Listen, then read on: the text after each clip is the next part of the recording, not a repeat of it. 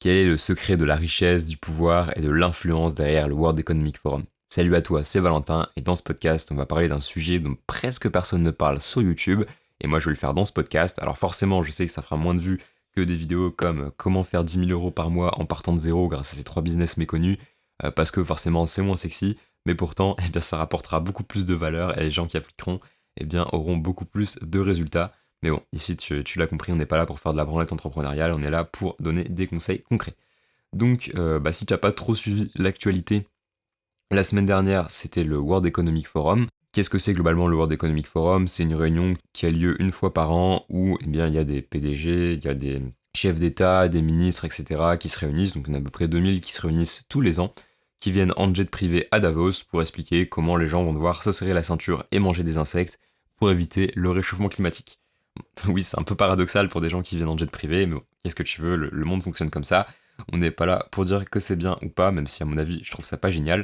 On est là pour analyser qu'est-ce qui fait que eh bien, ce système marche et que Klaus Schwab et le World Economic Forum, Klaus Schwab c'est le fondateur, ait autant d'influence sur le monde et fasse aussi autant de profits, puisque le World Economic Forum c'est une ONG qui a réalisé 430 millions d'euros de profits en 2023, en tout cas sur l'événement de 2023, donc ce qui est plutôt pas mal à mon sens pour une ONG. Et du coup je me suis interrogé, je me suis dit mince, comment ça se fait qu'ils aient autant de pouvoir et autant d'influence? Et là j'ai compris. Je me suis dit que le point commun, enfin, ce qui permettait en fait d'atteindre ce niveau-là, c'était le réseau. Puisque eh bien, Klaus Schwab et le World Economic Forum ont dans leur contact les PDG, les présidents, les futurs présidents aussi, les ministres, etc. de plein de grands États, ce qui leur permet d'influencer. Alors ça ne veut pas forcément dire que c'est eux qui prennent les décisions derrière, hein, mais ils ont quand même une influence sur eh bien, le fonctionnement du monde. Et je me suis dit, à notre échelle de solopreneur, donc si tu sais pas ce que ça veut dire solopreneur, c'est un entrepreneur qui a monté son business entre guillemets tout seul, qui a pas forcément d'employés, qui a peut-être un ou deux freelances, mais voilà, c'est pas vraiment une startup où on va lever des fonds, prendre des employés, etc. C'est vraiment un business solo, donc ça peut être du freelance, une agence, un peu d'e-commerce, de l'infoproduit, des choses comme ça.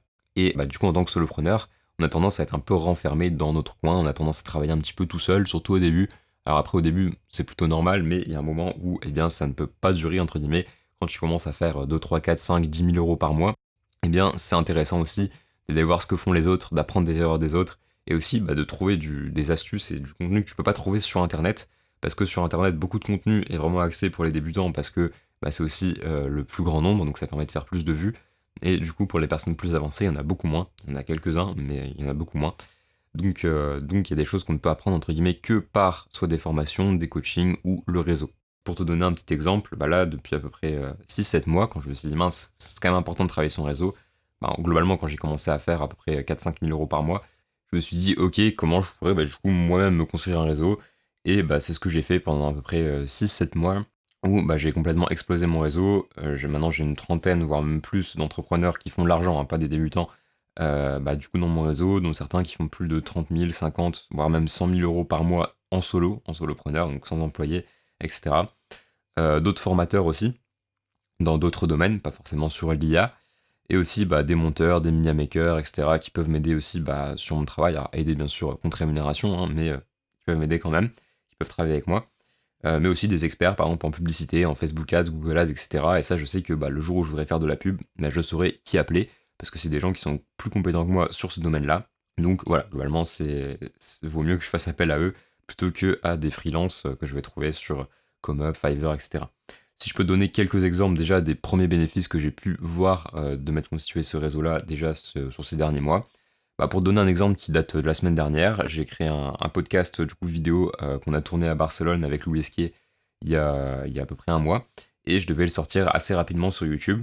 Du coup, il me fallait une miniature et monter l'intro du podcast en moins de 48 heures.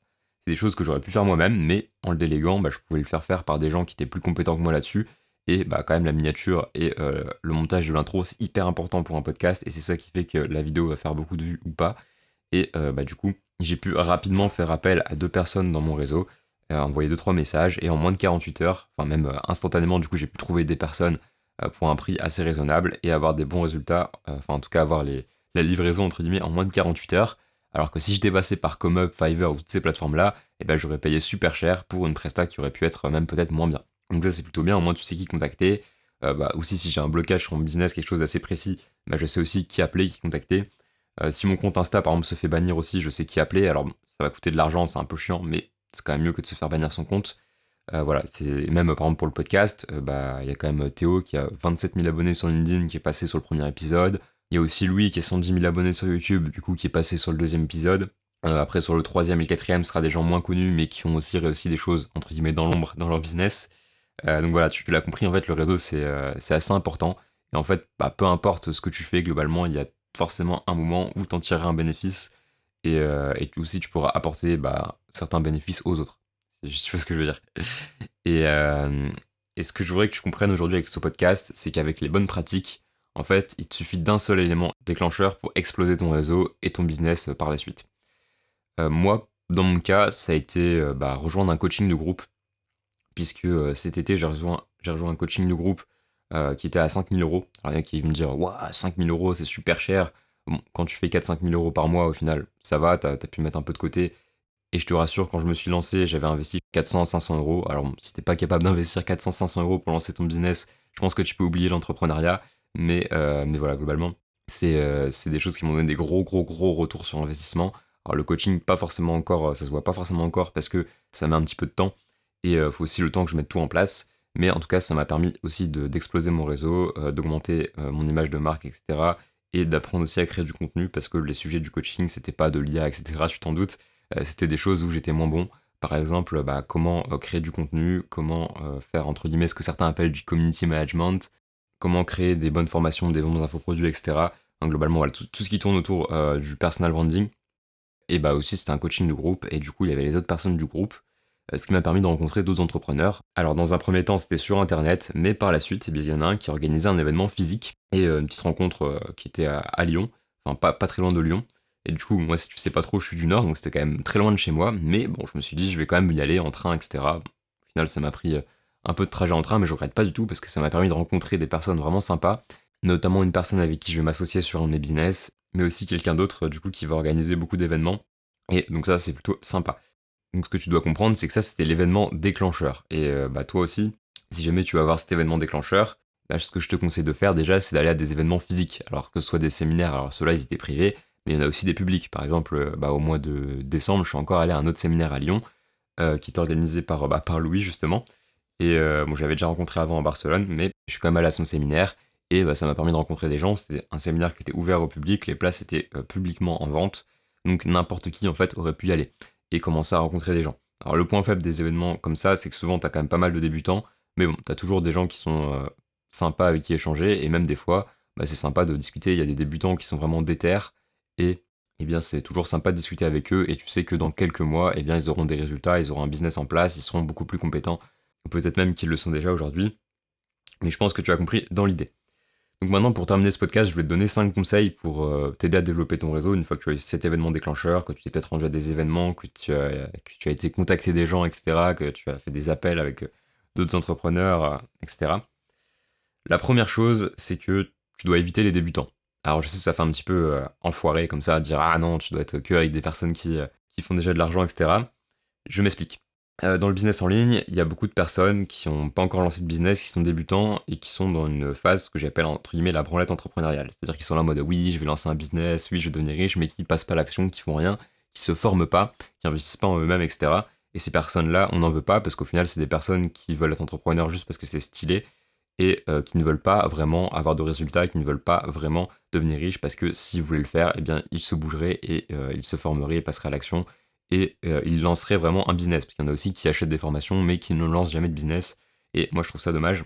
Donc, tu dois éviter les débutants, sauf les plus déterminés. Et c'est là que c'est un point intéressant. Moi, par exemple, Nathan, et qui on va s'associer sur un de mes business, quand je l'ai rencontré, il n'avait pas encore fait sa première vente, mais il était hyper déterminé. C'est un charbonneur, il bosse de ouf.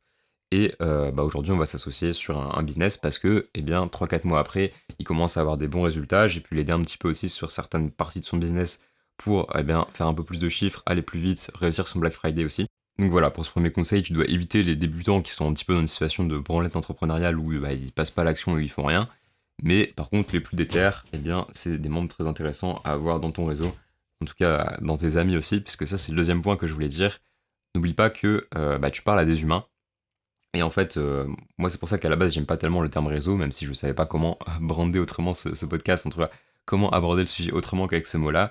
Mais l'idée, c'est que ton réseau, entre guillemets, ça doit être des amis, ça doit pas être des gens que tu fréquentes uniquement par intérêt. Donc ça, c'était le troisième conseil que j'avais écrit. Le deuxième, c'est que tu parles à des humains.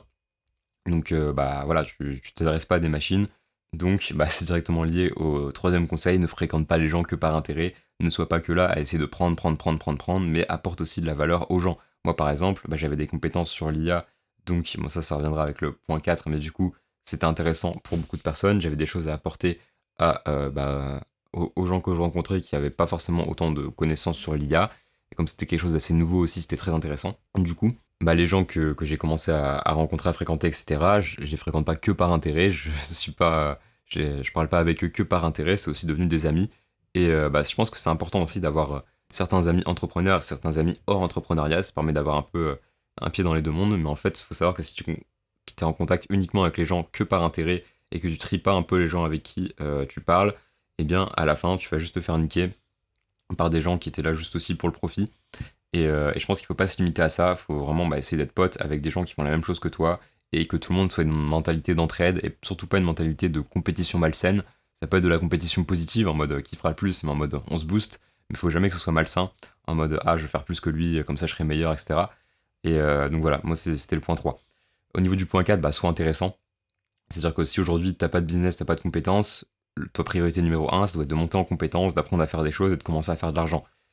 Et quand tu auras fait ça, bah d'un seul coup, tu deviendras du coup plus intéressant que quelqu'un qui a encore rien fait.